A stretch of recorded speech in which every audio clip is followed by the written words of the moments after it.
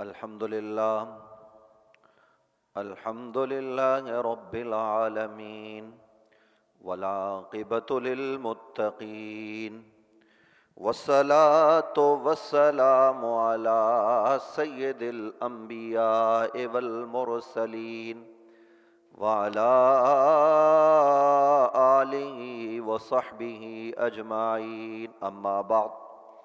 أعوذ بالله من الشيطان اللعين الرجيم. بسم الله الرحمن الرحيم. قل لا أسألكم عليه أجرا إلا المودة في القربى.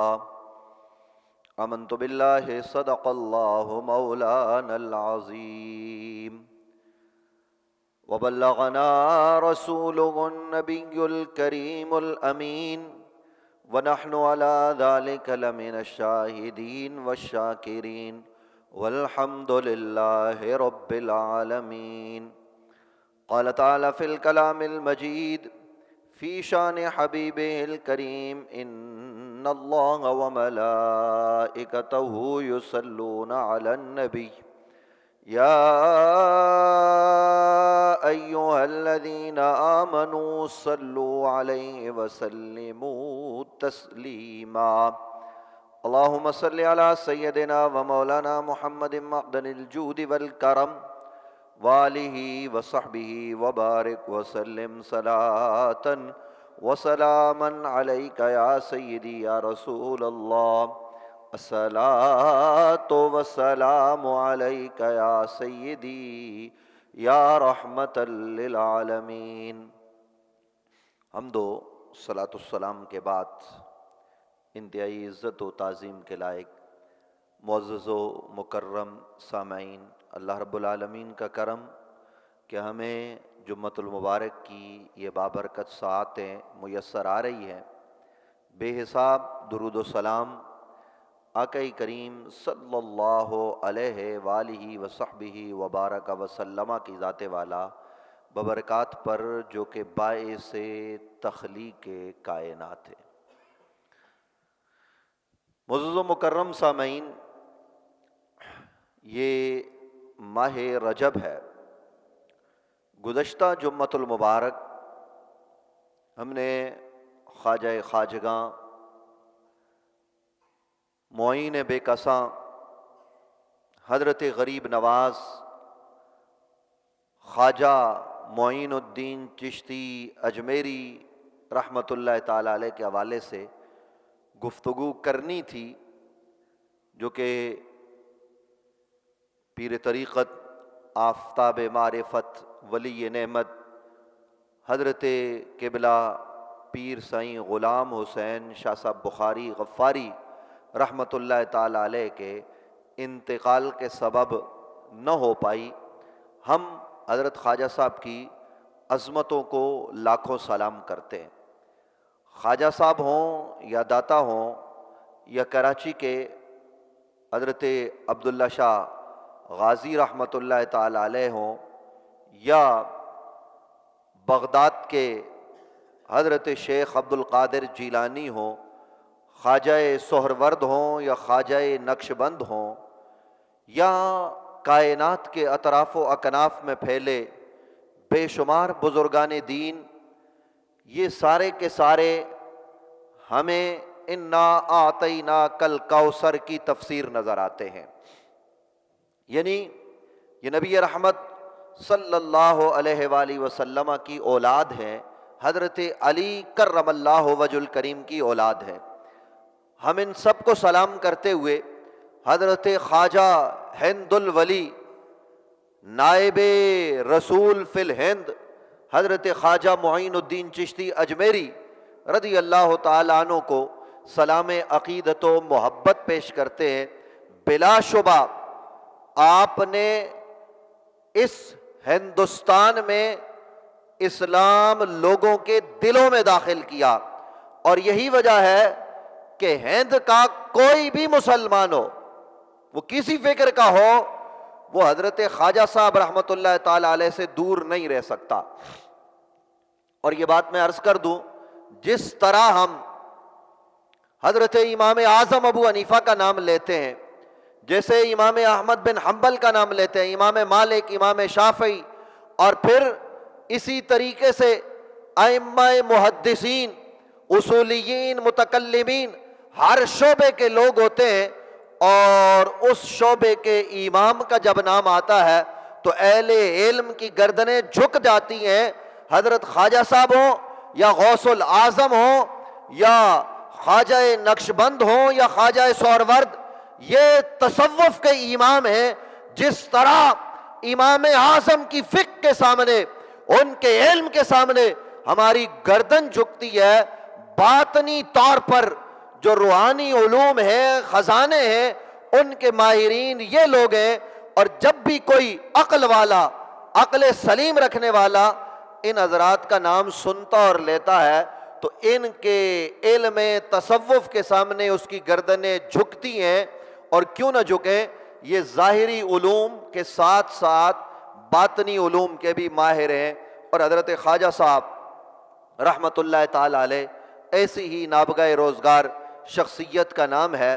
میں خواجہ صاحب کو خراج عقیدت پیش کرتے ہوئے حضرت خواجہ صاحب کے بابا، بلکہ حضرت غوث الاعظم کے بابا اور سیدنا حضرت خواجہ سہرورد کے بابا، حضرت خواجہ شہنشاہ نقشبند کے بابا، امام حسن عسکری کے بابا، حضرت امام جعفر صادق کے بابا، امام موسیٰ کاظم کے بابا، حضرت امام زین العابدین امام علی کے بابا، امام حسن و امام حسین رضوان اللہ تعالی علیہم اجمعین، ان کے بابا نبی رحمت صلی اللہ تعالی علیہ وآلہ وسلم کے بھائی، اخی رسول، زوج بطول، اسد اللہ الغالب، امام المشارق والمغارب، حضرت علی کرم اللہ وجہ الکریم، جو نبی علیہ السلام کے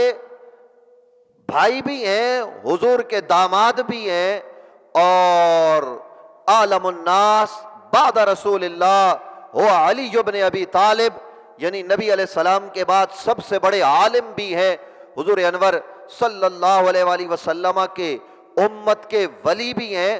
آج چونکہ رجب ہے اور رجب المرجب کی آج 12 ہو جائے گی، تو ہم نے ان کی خدمت میں تھوڑی دیر خراج عقیدت و محبت پیش کرنا ہے۔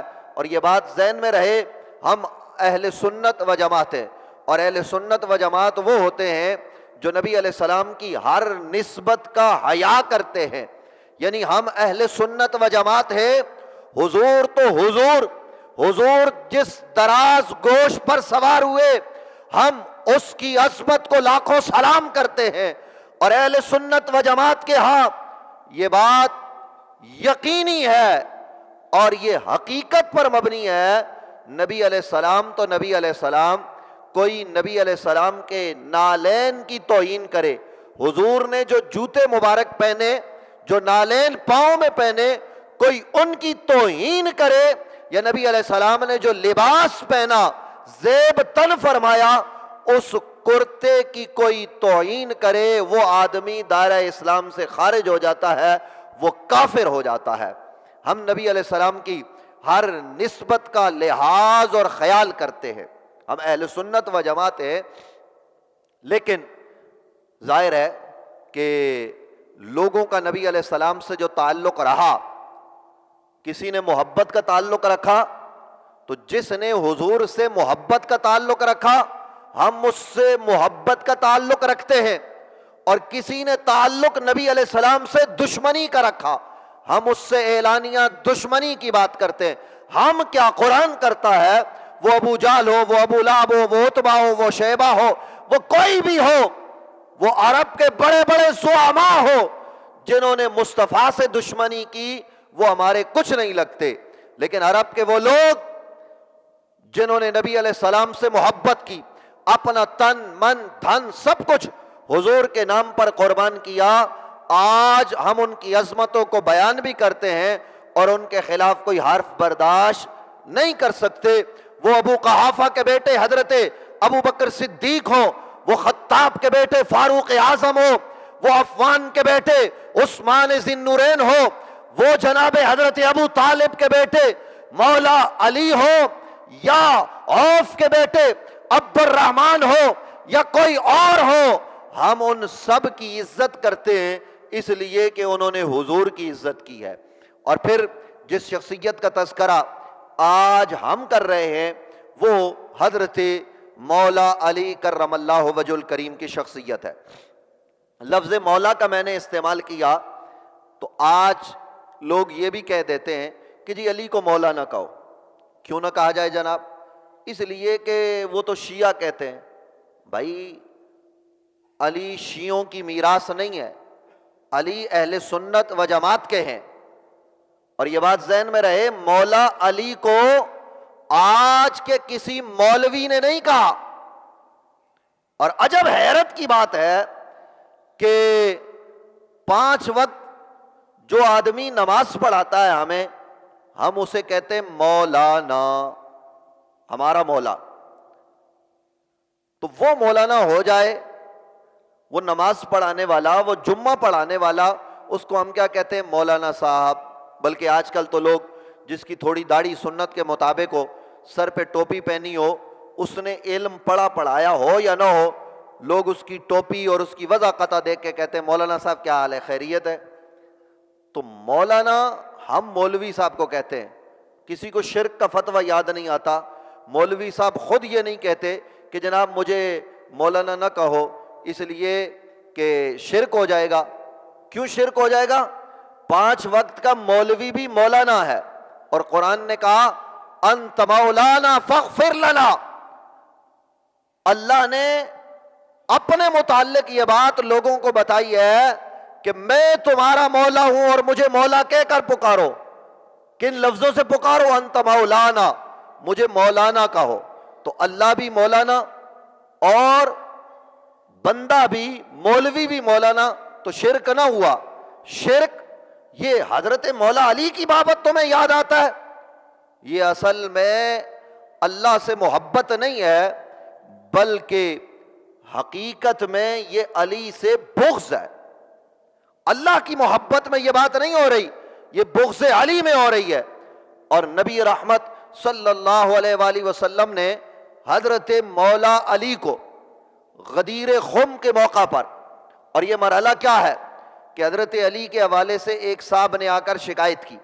ظاہر ہے کہ جنہوں نے شکایت کی حضور سے کی تو وہ مسلمان تھے۔ جب وہ مسلمان تھے تو حضور کے سامنے تھے، حضور کو دیکھ رہے تھے، حضور کی صحبت میں رہے، تو وہ صحابی تھے۔ صحابی نے کوئی حضرت علی کے حوالے سے شکایت کی، میں اس تفصیل میں نہیں جانا چاہتا۔ تو نبی رحمت صلی اللہ علیہ وآلہ وسلم کے چہرے پر اثرات ظاہر ہوئے ناراضگی کے، اور آقا علیہ السلام نے حضرت بلال سے کہا جو لوگ آگے چلے گئے انہیں پیچھے بلاؤ، جو پیچھے ہیں ان کو آگے بلاؤ، دائیں بائیں والوں کو جمع کرو۔ جب سب جمع ہو گئے تو نبی علیہ السلام ایک ٹیلے پر، ایک چھوٹی پہاڑی پر تشریف فرما ہوئے اور کہا کہ کہاں ہے علی؟ حضرت علی کرم اللہ وجہ الکریم حاضر خدمت ہوئے۔ آقا کریم صلی اللہ علیہ وآلہ وسلم نے حضرت علی کا ہاتھ اپنے ہاتھ میں پکڑا اور پکڑ کر بلند کر کے ارشاد فرمایا من کنت مولا فہذا علی مولا، جس کا میں مولا ہوں اس کا یہ علی مولا ہے۔ اب جس معنی میں رسول اللہ نے حضرت علی کو مولا کہا ہے، ہم اس معنی میں حضرت علی کرم اللہ وجہ الکریم کو مولا مانتے ہیں۔ اور کیوں نہ مانے کہ سب سے پہلے حضرت علی کو مبارکباد بخن بخن لک یا علی کہہ کر جنہوں نے دی وہ حضرت عمر ہیں، وہ حضرت ابوبکر صدیق ہیں، جنہوں نے حضرت علی کو مبارکباد دی اور کہا اے علی تو قیامت تک ہر مومن کا بھی مولا ہے اور ہمارا بھی مولا ہے۔ تو اب حضرت ابوبکر صدیق، حضرت عمر، یہ لوگ تو حضرت علی کو مولا مانے، اور 1400 سال بعد کوئی آدمی کہے وہ مولا نہیں ہے تو ہم 1400 سال بعد والے کی مانیں، یا جناب حضرت ابو بکر و عمر کی مانیں؟ ظاہرہ ماننی تو ابو بکر و عمر کی ہے۔ تو حضرات ذی احتشام حضرت مولا علی کرم اللہ وجہ الکریم کی بابت چند باتیں میں اور آپ کی خدمت میں عرض کرتا ہوں۔ حضرت علی کرم اللہ وجہ الکریم کعبۃ اللہ میں پیدا ہوئے۔ کہاں پیدا ہوئے؟ کعبۃ اللہ۔ بولیے ذرا، آپ لوگ بھی بولیے، کہاں پیدا ہوئے؟ کعبۃ اللہ میں۔ آپ گھبرائیں نہیں، آپ ذرا اونچا بولیں، کہاں پیدا ہوئے؟ بھائی جب دلیل دینے کی بات آئے گی تو ہم بات کریں گے، اس میں کوئی حرج کی بات نہیں ہے۔ الحمدللہ ہم اس بات کو ثابت کرتے ہیں اور کر سکتے ہیں اور کرتے رہتے ہیں کہ حضرت مولا علی کرم اللہ وجہ الکریم کہاں پیدا ہوئے؟ کعبۃ اللہ میں پیدا ہوئے۔ کہاں ہوئے؟ کعبۃ اللہ میں پیدا ہوئے۔ اور یاد رہے، جو پیدا ہو وہ بندہ ہوتا ہے، اور جو پیدا ہونے سے پاک ہے وہ خدا ہے۔ تو علی کہیں پر بھی پیدا ہو، علی اللہ کے بندے اور رسول اللہ کے بھائی اور غلام ہے۔ ہم انہیں خدا کے برابر نہیں سمجھتے، جو سمجھے وہ مسلمان نہیں۔ تو حضرت علی کرم اللہ وجہ الکریم پیدا ہوئے کعبۃ اللہ میں، اور اس کو حضرت امام حاکم علیہ رحمہ نے بیان کیا ہے، اور اس حدیث کو آپ نے صحیح قرار دیا ہے، بلکہ یہاں تک فرمایا ہے کہ متواتر خبروں سے یہ بات ثابت ہے کہ حضرت علی کرم اللہ وجہ الکریم کعبۃ اللہ میں پیدا ہوئے۔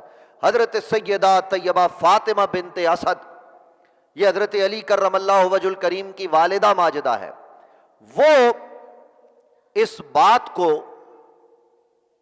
بیان کرتی ہیں کہ میں کعبۃ اللہ کے طواف میں مصروف تھی کہ اچانک مجھے یہ لگا کہ میرے ہاں بچے کی ولادت ہونے والی ہے، اور میں نے اب یہ سوچنا شروع کیا کہ میں کہاں جاؤں، یہ تو سین حرم ہے اور کوئی اور جگہ موجود نہیں کہ جہاں میں پردے میں جا سکوں۔ تو اچانک کعبۃ اللہ سے آواز آئی، اے علی کی ماں، جس بچے کو پیدا کرنے والی ہے تجھے کہیں اور جانے کی ضرورت نہیں، تو کعبے کے اندر آ جا۔ تو جب آپ کعبے کے اندر گئی اور کعبۃ اللہ میں حضرت علی کرم اللہ وجہ الکریم پیدا ہوئے، اس کے بعد کیا ہوا میں عرض کرتا ہوں۔ اب لوگوں کو یہ بھی اعتراض ہے، جناب یہ کیوں بیان کرتے ہو کہ وہ کعبہ میں پیدا ہوئے؟ تو صحیح حدیث میں ہے، حکیم بن حزام، یہ نبی علیہ السلام کے ایک صحابی ہیں جنہوں نے نبی علیہ السلام کے ہاتھ پر اسلام قبول کیا، وہ بھی کعبہ میں پیدا ہوئے، حضرت حکیم بن حزام۔ تو حکیم بن حزام، یہ اسناد صحیحہ سے روایت ہے، اگر وہ کعبہ میں پیدا ہوں تو قبول ہے، علی کعبہ میں پیدا ہو جائیں تو درد اٹھ جاتا ہے۔ مطلب لگتا یہ ہے کہ دل میں بغض علی ہے، وگرنہ جو لوگ محبت کرتے ہیں انہیں کیا پرواہ ہے۔ اور یہ بات ذہن نشین رہے کہ کعبۃ اللہ کی ہزاروں عظمتیں ہیں، اور یہ بیان جو لوگ کرتے ہیں کہ جناب اس سے کعبے کی عظمت پر فرق پڑے گا، یہ بات کرنے سے یہ بات لازم آ جائے گی، یہ ان کے ذہن کا فطور ہے۔ خود نبی علیہ السلام نے کعبۃ اللہ میں کھڑے ہو کر کعبے کو مخاطب کر کے یہ بات ارشاد فرمائی تھی، اے کعبہ تیری بڑی عزت بڑی حرمت ہے، لیکن رب کعبہ کی قسم، جو تیرا بھی رب ہے مجھ محمد کا بھی رب ہے، ایک مومن کی عزت و حرمت، اس کے خون کا تقدس اے کعبہ تجھ سے زیادہ ہے۔ یعنی 1400 سال بعد کا آج کا مسلمان ہو، صحیح العقیدہ، اس کی عزت، اس کی عظمت، اس کی حرمت کعبے سے زیادہ ہو، کسی کو اعتراض نہیں ہے، کیونکہ صحیح حدیث ہے۔ اور علی کعبے میں پیدا ہو جائیں، جو کل ایمان ہیں اس علی کی ذات پر اعتراض شروع ہو جاتے ہیں، کہنا شروع کر دیتے ہیں جی کعبہ کوئی زچہ خانہ ہے۔ وہ بدبختو، تمہیں اندازہ کیا ہے کہ مولا المومنین اسد اللہ الغالب امام المشارق والمغارب حضرت مولا علی کعبۃ اللہ میں پیدا ہوئے، اور یہ کوئی شیعوں کی روایت نہیں ہے۔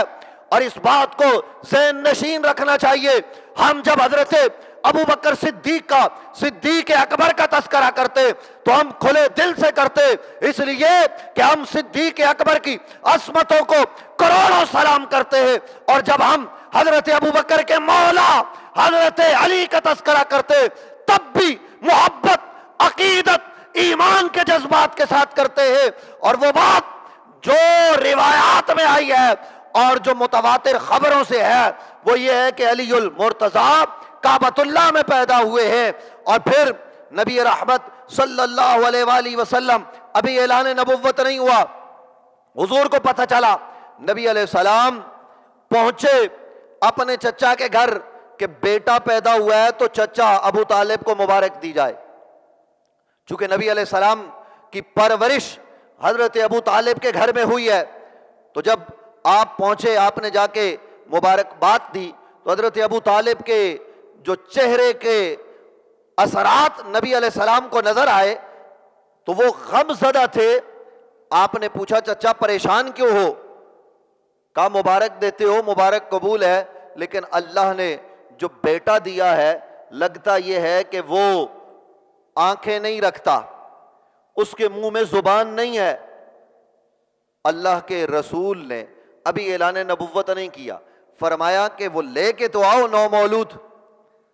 تو جب حضرت علی نبی علیہ السلام کے ہاتھوں میں آئے تو نبی علیہ السلام کے جیسے ہاتھوں کا لمس حضرت علی نے محسوس کیا تو حضرت علی کرم اللہ وجہ الکریم نے آنکھیں کھول کے چہرہ مصطفیٰ کو دیکھنا شروع کر دیا۔ حضور علیہ السلام نے اپنا لعاب حضرت مولا علی کو بطور گھٹی عطا فرمایا۔ حضرت علی کی پہلی غذا نبی علیہ السلام کا لعاب ہے، اور یہ اعزاز کائنات میں اہل بیت اطہار کے علاوہ کسی کو حاصل نہیں ہے کہ باپ کے منہ میں بھی گھٹی نبی علیہ السلام کا لعاب ہے، اور بیٹی جو نبی کی بیٹی ہے اور جو ماں حسنین کی، ان کو بھی لعاب نبی علیہ السلام کا ملا بطور گھٹی، اور حسنین کو بھی لعاب نبی علیہ السلام کا ملا ہے۔ یہ اعزاز کائنات میں کسی اور کو حاصل نہیں ہے۔ حضرت علی کرم اللہ وجہ الکریم، ہاں یہ بات ضرور ہے، نبی علیہ السلام نے حضرت محمد بن ابی بکر، حضرت ابو بکر کے بیٹے کو اپنا لعاب عطا کیا، اور بچوں کو دیا، لیکن باپ کو بھی دیا ہو، ماں کو بھی دیا ہو، بیٹوں کو بھی دیا ہو، ایسا صرف ہمیں حضرت فاطمہ کے گھر میں نظر آتا ہے۔ خیر حضرات ذی احتشام، حضرت علی کرم اللہ وجہ الکریم نے جب آنکھیں کھولی تو آپ نے فرمایا چچا آپ کہتے ہو یہ دیکھتے نہیں ہیں، علی تو دیکھ بھی رہے ہیں، علی تو رو بھی رہے ہیں، علی تو زبان بھی کھول رہے ہیں۔ تو بس حضرت ابو طالب سمجھ گئے کہ علی انتظار میں تھا، وہ علی جو کعبے میں پیدا ہو، اس نے کعبہ نہیں دیکھا، دیکھا تو سب سے پہلے چہرہ مصطفیٰ دیکھا۔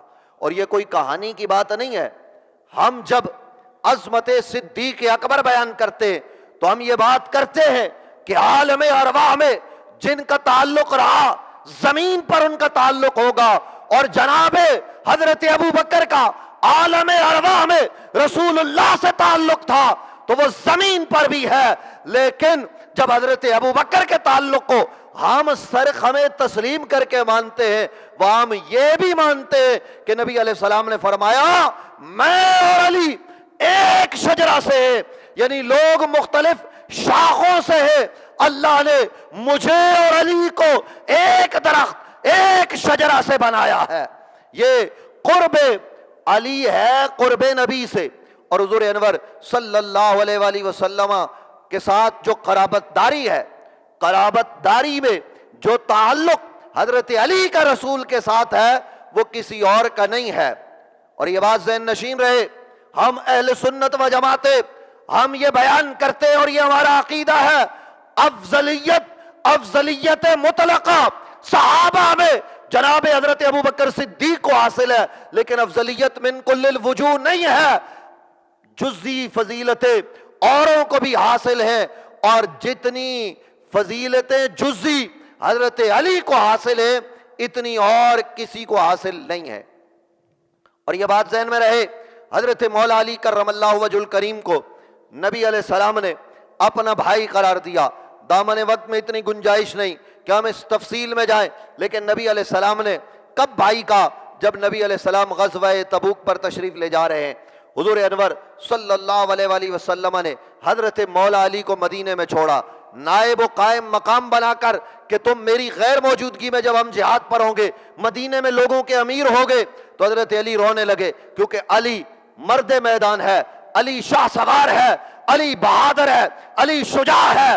اور اس حقیقت سے کسی کو انکار نہیں کہ جب کافر 40 سے زیادہ تلواریں لے کر حجرہ مصطفیٰ کا گھیراؤ کر کے قتل کرنے کے در پہ تھے، مصطفیٰ ابو بکر کے ساتھ ہجرت کر کے غار میں پہنچ گئے اور علی اکیلے مصطفیٰ کے بستر پر لیٹے ہوئے تھے۔ صبح دم ان کافروں کی آنکھوں میں آنکھیں ڈال کر علی نے امانتیں بھی واپس کی اور علی نے ہجرت بھی کی۔ علی کا کوئی بال بھی بھیکا نہ کر سکا۔ اور پھر حضرات ذی احتشام جب غزوہ بدر ہوا تو غزوہ بدر کے موقع پر جب فریق مخالف سامنے آیا تو ادھر سے کچھ انصاری صحابہ میدان میں اترے۔ انہوں نے کہا ہم یہ کھیتی باڑی کرنے والے لوگوں سے نہیں لڑتے، ہم جوڑ کے لوگوں سے لڑیں گے، ہم برابری کے لوگوں سے لڑیں گے۔ تو نبی رحمت صلی اللہ علیہ وآلہ وسلم نے اپنے چچا حضرت امیر حمزہ سے کہا، آج لوگ جہاد کی بات کرتے، اپنے بچوں کو امریکہ اور یورپ میں بٹھا کر پاکستان کی عوام کے بچوں کو جہاد پر بھیجتے، اپنے رشتہ داروں کو نہیں بھیجتے۔ لیکن نبی علیہ السلام وہ ہیں جنہوں نے میدان جہاد میں سب سے پہلے اپنے بھتیجے، اپنے داماد اور اپنے بھائی جناب حضرت مولا علی کو بھیجا اور جناب حضرت امیر حمزہ جو نبی علیہ السلام کے چچا ہے ان کو میدان میں اتارا۔ نبی علیہ السلام کے ایک دوسرے چچا حارث کے بیٹے حضرت عبید اللہ بن حارث، نبی علیہ السلام نے ان کو بھیجا۔ یعنی نبی علیہ السلام نے میدان جنگ میں اسلام اور کفر کی پہلی جنگ میں اپنے قریب ترین رشتہ داروں کو اتارا اور اتار کر بتایا کہ جب مشکل وقت آئے تو اپنوں کو پیچھے نہیں کرنا، میدان میں پہلے اپنوں کو اتارنا۔ اور پھر اپنوں نے حق ادا کیا۔ امیر حمزہ نے بھی تلوار چلائی، وہ بھی اللہ کے شہر بن کر کفر پر برسے اور مولا المومنین امیر المومنین امام المتقین اسد اللہ الغالب حضرت مولا علی کرم اللہ وجہ الکریم نے بھی اپنی تلوار چلائی اور اس تلوار سے بدر میں 1 2 10 20 نہیں بلکہ صحیح ترین روایات میں یہ بات ہم تک پہنچی ہے کہ 24 کم از کم کافر حضرت علی نے اپنے ہاتھوں سے واصل جہنم کیے ہیں، اور 34 کی روایت بھی ہے کہ 34 کافر علی نے اکیلے مارے۔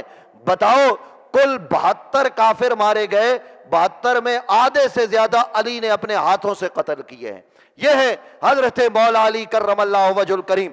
اور میں عرض کر رہا تھا کہ نبی رحمت صلی اللہ تعالی علیہ وآلہ وسلم نے جب خندق کا معاملہ ہے، میں یہ صرف اختصاراً آپ کو عظمت علی بتانے لگا ہوں۔ عمر ابن عبد ود وہ خندق پار کر کے آ گیا اور اس نے پکارا، ہے تم میں کوئی بہادر شجاع ماں نے پیدا کیا جو میرا مقابلہ کرے؟ اس نے للکار لگائی۔ نبی علیہ السلام نے، یہ صحیح روایت پڑھ رہا ہوں، جماعت صحابہ کو دیکھا کیونکہ سامنے عمر ابن عبد ود تھا، حضرت علی کھڑے ہوئے، باقی لوگ خاموش ہیں، حضور کی رضا اور منشا دیکھ رہے۔ علی نے کہا میں جاؤں گا۔ حضور نے فرمایا اعلیٰ مکانے کا یا علی، علی بیٹھ جا، تجھے معلوم نہیں کہ سامنے عمر ابن عبد ود ہے؟ اس نے پھر آواز لگائی، کیا ہو گیا تمہیں؟ ہے کوئی ماں نے پیدا کیا جو میرا مقابلہ کرے؟ علی پھر کھڑے ہوئے۔ نبی علیہ السلام نے کہا علی بیٹھ جاؤ۔ پھر اس نے تیسری مرتبہ للکارا تو حضرت علی کرم اللہ وجہ الکریم کھڑے ہوئے۔ حضور نے فرمایا علی دیکھتا نہیں سامنے عمر ابن عبد ود ہے؟ حضرت علی نے کہا یا رسول اللہ اگر وہ عمر ابن عبد ود ہے تو کیا ہوا، میں بھی تو علی ابن ابی طالب ہوں۔ نبی رحمت صلی اللہ علیہ وآلہ وسلم نے حضرت علی کو ماتھے پر بوسہ دے کر روانہ کیا عمر ابن عبد ود کے مقابلے میں، اور حضرت مولا علی کرم اللہ وجہ الکریم آگے بڑھے تو نبی علیہ السلام نے دعا کے لیے ہاتھ بلند کیے، کہا اے پروردگار آج کل کا کل ایمان کل کے کل کفر کے مقابلے میں جا رہا ہے۔ یہ جو ہم کہتے ہیں کل ایمان ہے علی، کہ کل کا کل ایمان کل کے کل کفر کے مقابلے میں جا رہا ہے، تو نبی رحمت صلی اللہ علیہ وآلہ وسلم نے جب یہ دعا کی کہ یا اللہ کامیابی عطا فرما، تو حضرت علی نے آنے واحد میں وہ جو 100 لوگوں پر بھاری تھا عمر ابن عبد ود، اس کو واصل جہنم کر دیا۔ اور نبی رحمت صلی اللہ علیہ وآلہ وسلم نے حضرت علی کو مبارکباد دی۔ اور میں یہ عرض کر رہا تھا کہ غزوہ تبوک کے موقع پر نبی علیہ السلام نے اپنا امیر بنا کر مدینے میں چھوڑا، باقی لوگوں کو ساتھ لیا۔ تو حضرت علی چونکہ جنگ کے میدان کے آدمی تھے، خیبر آپ کے ہاتھوں فتح ہوا، دیگر جو ہے وہ جنگوں میں آپ نے کردار ادا کیا، اور سب سے زیادہ ثابت قدم غزوہ احد میں حضرت علی المرتضیٰ نظر آئے۔ وہ علی، وہ اسد اللہ الغالب، وہ شہر خدا، وہ جب تبوک کے موقع پر مدینے میں رہے تو ان کی آنکھوں میں آنسو آئے۔ نبی علیہ السلام نے فرمایا علی کیوں روتے ہو؟ کیا اس بات پر راضی نہیں ہو کہ تیرا اور میرا وہ تعلق ہے جو جناب موسیٰ و ہارون کا تھا، لیکن لا نبی بعدی، سن لے علی میرے بعد کوئی نبی نہیں ہے، لیکن اے علی تیرا میرے ساتھ باقی وہی تعلق ہے جو جناب ہارون کا حضرت موسیٰ علیہ السلام کے ساتھ تھا۔ اور پھر نبی علیہ السلام نے فرمایا یا علی انت اخی فی الدنیا والآخرہ، اے علی تو دنیا میں بھی میرا بھائی ہے، آخرت میں بھی میرا بھائی ہوگا۔ حضور علیہ السلام نے کئی صحابہ کو اپنا بھائی قرار دیا کہ تو میرا بھائی ہے، تو میرا بھائی ہے۔ یہ نبی علیہ السلام کا حق ہے کہ حضور اپنے کسی امتی کو، اپنے کسی صحابی کو بھائی قرار دے، لیکن حضرات ذی احتشام نبی علیہ السلام نے کو جواب میں اگر کسی نے بھائی قرار دیا ہے تو وہ حضرت مولا علی کرم اللہ وجہ الکریم کی ذات ہے۔ حضرت علی نے یہ اشعار پڑھے جب آپ کو بتایا گیا کہ جناب فریق مخالف ہماری یہ عظمت ہے، ہماری یہ شان ہے، تو حضرت علی نے اپنی شان میں خود شعر کہے کہ محمد النبی اخی وسیری وحمزۃ سید الشہداء امی وجعفر الذی یطیر یمشی مع الملائکۃ۔ حضرت مولا علی کرم اللہ وجہ الکریم نے یہ بات ارشاد فرمائی ہے کہ محمد صلی اللہ علیہ وآلہ وسلم جو اللہ کے رسول اور نبی ہیں وہ مجھ علی کے بھائی ہیں۔ یہ حضرت علی نے نبی علیہ السلام کے متعلق کہا ہے۔ اور اعلیٰ حضرت الشاہ احمد رضا خان فاضل بریلی نے کہا ہے کہ ہر مسلمان کے لیے ان اشعار کا یاد کر کے پڑھنا یہ واجب اور لازم ہے۔ حضرات ذی احتشام حضرت مولا علی کی کیا کیا عظمت ہم بیان کریں۔ حضرت علی کو نبی علیہ السلام نے فرمایا انا مدینۃ الحکمہ وعلی انا دار الحکمت وعلی بابھا، کہ میں حکمت کا گھر ہوں، علی اس کا دروازہ ہے۔ انا مدینۃ العلم وعلی بابھا، میں علم کا شہر ہوں، علی اس کا دروازہ ہے۔ حضور انور صلی اللہ تعالی علیہ وآلہ وصحبہ وبارک وسلم نے ہر موقع پر حضرت علی کرم اللہ وجہ الکریم کی لوگوں کے سامنے عظمت کو بیان کیا ہے۔